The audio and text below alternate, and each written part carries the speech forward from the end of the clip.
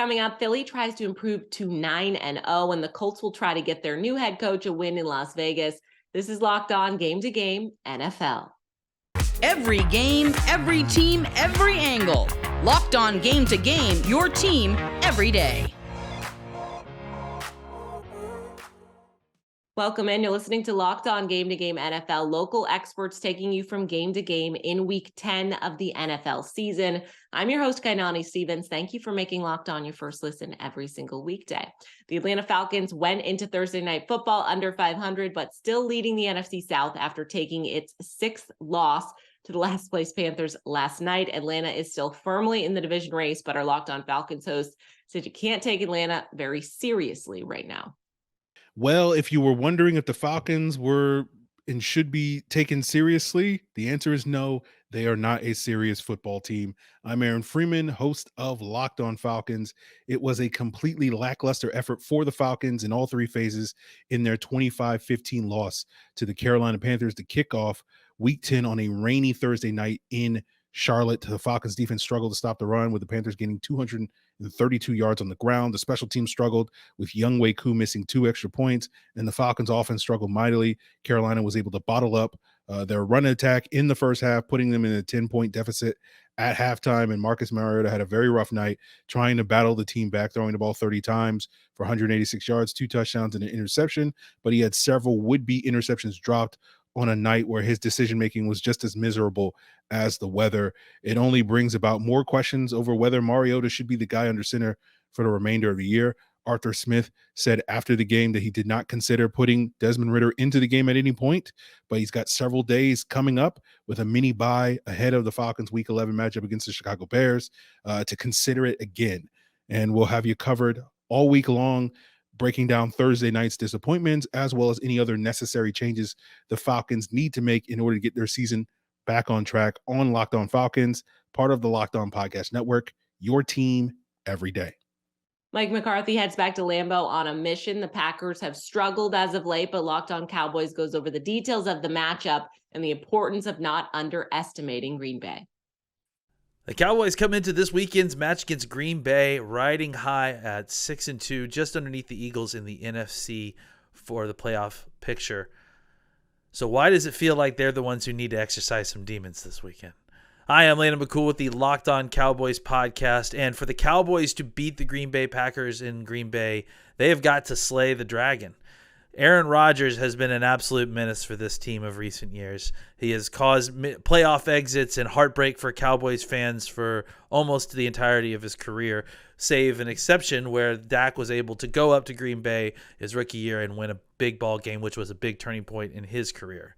So this weekend, despite the fact that the Cowboys come off of a bye, come off as healthy as they've been, and the Green Bay Packers are limping into this game with a slew of new injuries to some key players, another loss, and an offense that looks completely disjointed from its quarterback. Why does it feel like the Cowboys are facing the uphill battle? It all comes down to Aaron Rodgers and the history that he has with this team. The Cowboys are going to have to find a way to slow him down and stop him, much like a lot of teams already have this year. But if you think that Aaron Rodgers isn't going to give his best shot to the Cowboys in a prime game during which it could be the last stand for their playoff chances this year, you might be in for a terrible surprise Sunday afternoon. For more on the Cowboys, make sure you check out the Locked On Cowboys podcast. And for all your NFL or sports needs in general, check out the Locked On Podcast Network, your team every day. The Lions defense came up big against Green Bay last week in a win, but it will take a bit more in Week 10's matchup against the Bears. Locked On Lions talks us through the keys to a win. The Detroit Lions must stop Justin Fields on the ground if they want to get a victory over the Bears this Sunday. I'm Matt Derry, host of the Locked On Lions podcast. Detroit at Chicago this weekend, and that means you got Kirby Joseph, the NFC Player of the Week on defense. Justin Fields for the Bears, the NFC Offensive Player of the Week, kind of going toe-to-toe here. Joseph, Jeffrey Okudah, and the Lions secondary have done a really nice job lately in tackling, especially downfield. Now here's Justin Fields, fresh off a 178-yard performance on the ground last weekend. Can the Lions contain him on the ground and not let him run wild? If they do, they have a chance to win. For more on your Detroit Lions and this weekend's big matchup, be sure to check out the Locked On Lions podcast every Monday through Friday, free and available wherever you get your podcasts, part of the Locked On Podcast Network, your team every day. Tennessee is going to host the Broncos this week, and they are hopeful to get Ryan Tannehill back behind center. Locked On Titans goes over what it will take to get a win. The key to victory for the Tennessee Titans in Week 10 against the Denver Broncos is to be ready for an adjustment the Broncos may make on defense. My name's Tyler Rowland, host of the Locked On Titans podcast. The Denver Broncos are a zone coverage defense, but teams have had success against the Titans playing a lot of man coverage throughout the year because of the Titans' lackluster options in the pass department. So will Denver, who I expect to make the adjustment, go from mostly zone to man coverage? Will Denver do that? And when they do, will the Titans be more ready for man coverage than they were last week against Kansas City? Will they work in bunch formations? Will they stack wide receivers to help these wide receivers get better releases off the line of scrimmage and then be more open for whoever starts at quarterback, whether it be rookie Malik Willis or the veteran Ryan Tannehill? How will the Titans adjust and be ready for the Denver Broncos' evolving pass defense? That's something that I'll be looking for in this matchup. For more analysis, check out the Locked On Titans podcast on whatever platform you do stream, including the Locked On Titans YouTube channel, where it's your team every day. Coming up, the Cardinals and Rams both desperate for a victory in Week 10. This is Locked On Game to Game NFL. Today's edition of Locked On Game to Game is brought to you by Bet Online, the #1 spot for all of your online sports gambling needs. NFL is well underway as they head into Week 10. And of course, NHL and NBA action finally getting back underway. Whatever sport you like to bet on, you can do that at betonline.net. It's where the game starts. Welcome back to Locked On Game to Game NFL. I'm your host, Kainani Stevens. Thank you for making Locked On your first listen every single weekday. Two bottom dwellers of the NFC West match up in LA this week. Locked On Cardinals goes over what it will take for Arizona to get a win that they desperately need on Sunday. The Arizona Cardinals need to get after Matthew Stafford if they want to have a chance to win on Sunday in Los Angeles against the Rams. I'm Alex Clancy with Locked On Cardinals. The Rams offense hasn't been as good as expected in 2022. Matthew Stafford hasn't been good as expected in 2022. And the Cardinals need to figure out a game plan on the defensive side of the ball to get into Matthew Stafford's kitchen as much as possible because he has a proclivity to throw interceptions. And he's not the most mobile of quarterbacks. And the Cardinals have a bevy of talent in pass rushing and athletic, smart players on the defensive side of the ball. Vance Joseph needs to put together a blitz scheme to get after Matthew Stafford and make Sunday afternoon an absolute nightmare for him for 4 quarters. If the Cardinals can do that, they can come out of SoFi Stadium with their second win in 2 years and potentially start to turn the corner from a negative season to what could potentially be a positive one. It all starts with getting after Matthew Stafford. To check out all the Arizona Cardinals information you need, check me out Monday through Friday, free and available wherever you get your podcasts and on YouTube. Philly is shooting to improve to 9-0. They will need another win over a divisional opponent if they want to get there. Locked On Eagles has a preview of this NFC East matchup. The key to an Eagles victory on Monday Night Football against the Washington Commanders will be to throw the football down the field. I'm Louis DiBiase, host of the Locked On Eagles podcast. The Eagles are trying to get to 9-0 for the first time in franchise history. To do it against Washington, I think Jalen Hurts needs to continue to dominate inside the pocket, as he did last week against the Houston Texans, as he did the week before against the Pittsburgh Steelers, as he did week 3 against this Washington team when he finished that game for 340 yards and 3 touchdowns. Look, the Eagles can be one of the best rushing offenses in football whenever they want. They have the best offensive line in football. Jalen Hurts is a top-tier mobile quarterback, maybe only behind Lamar Jackson, maybe Justin Fields. Miles Sanders is having a career year. But Washington is actually a pretty good top-tier rushing defense. That's not the same thing that can be said about their secondary. And we saw that week 3. Devontae Smith dominated deep down the field. So too did A.J. Brown. Dallas Goedert can eat in this game. They are severely outmatching Washington when it comes to their defensive backs against these Eagles weapons.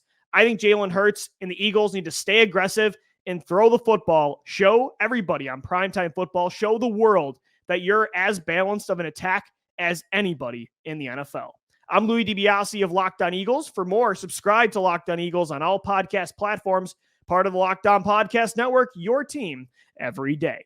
Big Blue will be fresh and rested after the bye week as they host the Texans on Sunday. Locked On Giants goes over what it will take to start the second half of their season with a win. The New York Giants return from their Week 9 bye and will host the Houston Texans this Sunday in what is largely considered the first of 2 winnable games on their post-bye week schedule before they go on a 5-week run against the NFC East. Hi, everybody. Patricia Traina reporting. And the Texans, despite owning the league's worst record, aren't quite the pushover. They had the 6th best running back in the league in rookie Dameon Pierce, who will test the Giants' run defense that has struggled literally all season. Defensive coordinator Wink Martindale compared Pierce to a young Earl Campbell, saying that he's very tough to bring down. And therein lies the Giants' biggest challenge of the week.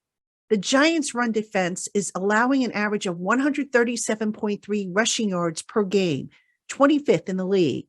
If they can somehow bottle up that Texans running game, which is averaging 101.9 yards per game, and force quarterback Davis Mills, who has thrown 4 interceptions in his last 4 games and who has been sacked 31 times this season, to try to beat them in the air, the Giants are going to give themselves a really good chance of winning this game using the formula that they have basically been using all season long in their wins.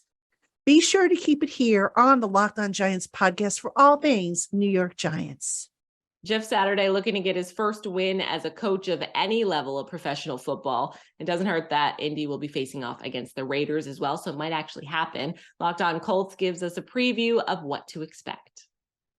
The Colts are going to have to show up and show legitimately any sign of life on offense against the Raiders on Sunday. And if the defense lives up to its normal level of play, they might just get Jeff Saturday a win in his debut. This is Jake Arthur and Zach Hicks of the Locked On Colts podcast. And Zach, I mean, I wouldn't just say this about any team because I'm not even sure the Colts are going to win 1 or 2 more games this season. But the Raiders are in a tough spot. I mean, they just put Hunter Renfrow and Darren Waller on IR today. Blake Martinez just retired. I mean, he's not a premier player by any means, but like guys are kind of dropping like flies a little bit around there. It's Derek Carr and the Devontae Adams show for now. Yeah, it's crazy that we actually have to talk about a game this week, that all these Colts moves and all this drama that we've had this week. Oh yeah, the Colts still play a football game. And like you said, if Jeff Saturday can provide just enough spark for this offense to not look like they're moving in cement, they have a good chance to win this one against a team that is also kind of reeling so far this season. That's all we have for now on Locked On Colts. Make sure you check us out after the game on Sunday while we break down everything that happened in this game against the Las Vegas Raiders. Check us out every Monday through Friday. It's free and available wherever you get your podcast, part of the Locked On Podcast Network. Your team every day.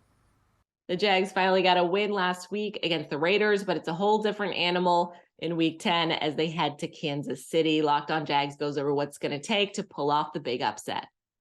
The Jaguars have a big test versus the Chiefs on the road. I'm Tony Wiggins, your host of the Locked On Jaguars Daily Podcast. Here are the keys to victory for the Jacksonville Jaguars. Just act like a kid that's on a roller coaster that he's supposed to be afraid of, but he's not afraid because he's a kid and fear hasn't kicked in yet. That's what the Jaguars have to do. They have to throw caution to the wind and don't act like they're going to slay the dragon. They just have to go out and realize they put their pants on just like the Chiefs. This is a similar approach that I talked about in week 3 when they went out to play the LA Chargers and they beat them handily. They have to do the same thing. Patrick Mahomes will give them some opportunities at times with some errant throws. They have to stop Travis Kelce, and they just got to not be afraid of the Kansas City Chiefs in order to win on Sunday. Make sure you check me out on the Locked On Jaguars Daily Podcast, wherever you get your podcast. Pittsburgh had about a week and a half to lick their wounds after getting blown out by the Eagles, and they will try to bounce back on Sunday against New Orleans.